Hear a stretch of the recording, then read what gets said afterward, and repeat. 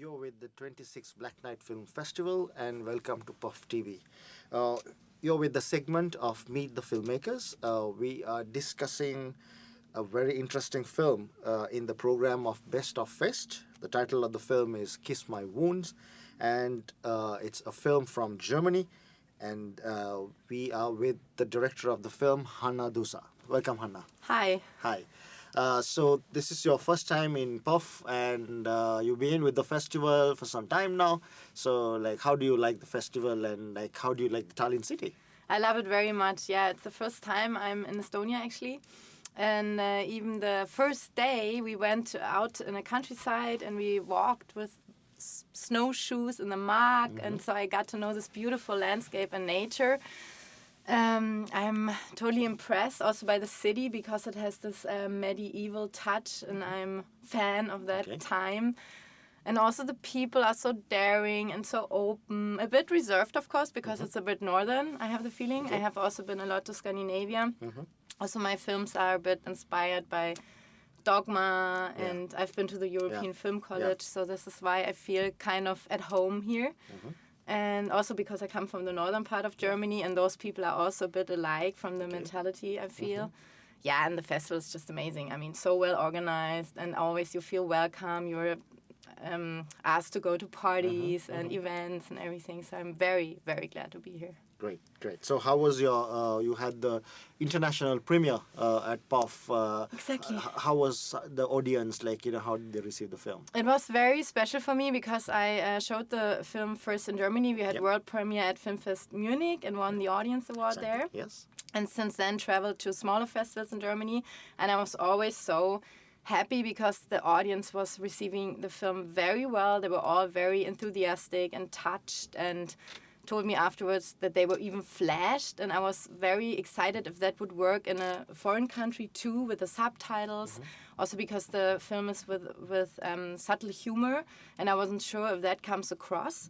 So then the Tallinn audience saw it and was also so impressed, and I was so happy about that people had a lot of questions, and after the screening came to me and told me how touched they were. So yes, that was amazing. Right, that's great. So let's get into the film. Now you talk about a subject which can relate many artists and filmmakers also, and also at the same time there's a universal touch which you bring of this middle age. Yes. And I wouldn't say it's a crisis, but in the same time realizations. So how did you get into this subject, and why you wanted to make pick this topic for your film? Yeah, I think you can actually call it a crisis, maybe the first midlife crisis in life that starts around 40 and 45 for some people.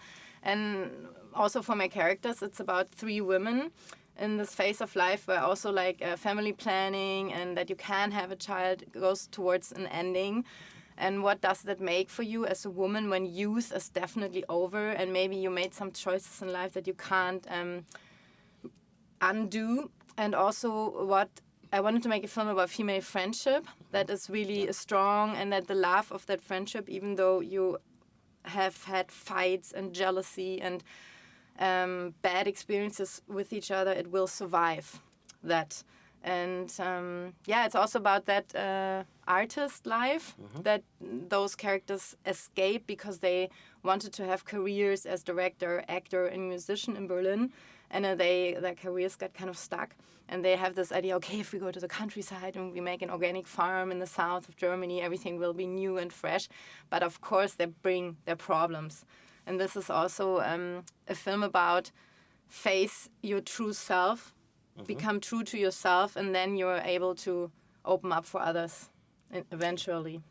Yeah, because you mentioned also previous interviews where that we all have given up something to gain something our careers, sometimes what we want to do, and then going on different paths, and then but you carry with a baggage. So in the film it reflects when you're introducing different characters into the film. So I would like to know the process of the film, especially like, how you work with actors, because how do you do the scripting and like how you work with the actors, basically. Yes, Yeah. it's a kind of special working method because I work with improvisation on set. Yep. That means that I don't write a classic script. I write a full worked through treatment, but I don't write the dialogues. That's the only difference. But that means that on set we shoot always with 2 cameras and I don't rehearse. So I always want to catch the first moment the actors meet in their characters. But it also means, oh my God, sorry, means that we have a lot of preparation time and, so to speak, to prepare the characters, the conflicts, the relationships, that they are very, very prepared when we start shooting. Because everything that happens in the moment really comes out of themselves.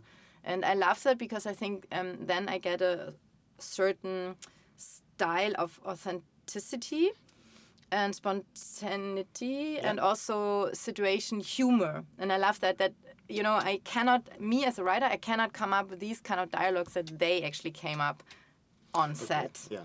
So it's like, like, how do you control the actors? It's like, to reach the point. Now, example, like, when you have like, very some intense scenes.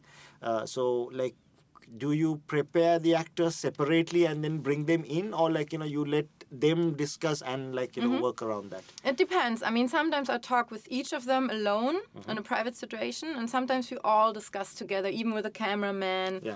And also, mostly the cameraman actually that is also involved in the staging, especially in the mornings. We do the staging for the whole scene, and the head-offs watch us, and the actors are allowed to change things. They would maybe go like, no, but I thought I come from the other door, and then of course my team goes like, oh fuck, we lit that corner. Okay, now we have to lit the other corner.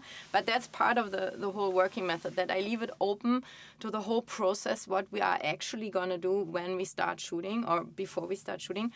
And then when we are prepared, we are actually quite fast, because this whole method means that we are so prepared in what we want to tell, what we want to bring across with the story, that we don't need that many hours for a scene. Right. And if something gets stuck, I can always talk to the actors and we find a very fast solution because it's improvised. They can always do a variation of the previous take, and soon we have something that might be very different and better. Right. And also, like, when we talk about the characters in the film, like you bring like Maria, Jean and Laura, and like they have a story which is like outside the film, which is in the past, like what's happened in Berlin, but you bring the glimpse. And like, did you bring Kathy to the film, like, with a universal concept of like, what is a problem? Because like you're talking about personal issues, and then like, Kathy brings like, a universal issue into that. That's a good question. I don't think I did that consciously, but subconsciously it came across like that, right? Yeah. So because like she talk about like, especially like burning forest, like, Amazon, and like, then they're like fighting here for like small issues, and then she comes into the story. I think it became like that because she also has cancer, and her whole conflict is so much. I don't want to say it's bigger, because I also believe that your private problems like divorce and betrayal and losing somebody on a separation level and stuff like that can feel as big as those real big problems.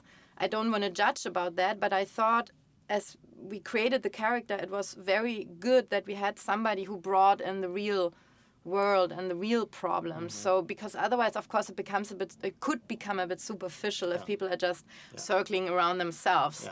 And I didn't want to make that impression that, I mean, they do that, but they have a reason for that, because they have really strong private problems, apparently. But also there's somebody in the circle of those friends who has a real problem because she's dying. But yeah, they kind of mirror each other. As a filmmaker, I don't want to judge that Laura, for example, or especially Maria, who's totally lost. I mean, she's on the verge of maybe killing herself in the end. I have the feeling. I don't know how you felt it. But that's also really bad if you're that depressed, right? So then that the Amazon is burning becomes small if you are so depressed that you're about to kill yourself, right? Yeah. Yeah. And also, like, like when we see the film, we can see a moment where, like, when Laura cut the cheese, Yeah. it's like literally like you're cutting the film into two kind of position, because okay. it's like, because it metaphorically it brought, because from that moment after the party, it's like a different film, like, your texture of the film changes, your photographic perspective changes, and also, like, the revelation of characters, everything changes. So, like, I wanted to know, like, did you plan it in the script, and also with the post-production, like, how did you structure it, like, No, it wasn't planned like that in the script, but I think the scenes become more intense after that party. Yeah, it's like this melting point, and then from that we start into exploring and exploding with all the conflicts, right? Yeah. And I mean, my last question is, like, about the music of the film. Yes. Very, very interesting musicscape with techno music, where that, you bring the elements of nature and then building music with that. So, like, did you bring specifically Jan as a musician and sound designer to, like, explore that structure? Yeah, Jan's figure, who's the main male character in the film, was supposed to be from the start a musician that also works with nature for his music, and the music is electronic music. Yeah. And we got to make the soundtrack, we collaborated with a very famous and talented artist from Berlin. He's called Kang Ding Ray, and he also is a DJ at Berghain and all over the world. And I was so glad and happy that he wanted to work with me. That was already in 2019 when we met. And then we postponed a year because of Corona, so we had a long, long time where he could get to know the story, the characters, the location, and then he made a beautiful, beautiful soundtrack that lifts the film even, I think I would say, one level higher. Yeah. And also the people, I have audiences around 60 plus, and I have people saying afterwards, I wanted to get up and dance, and I think that's so beautiful because it's not their kind of music, but they all love it. Yeah. Well, thank you so much for bringing the film, and we wish you all the best for a great festival journey with this film and a great international sales. Thank you very much. Thank you, Hanna. Thanks. Thank you. And that's a wrap, ladies and gentlemen. I'm signing out, Dhanushka from PÖFF TV.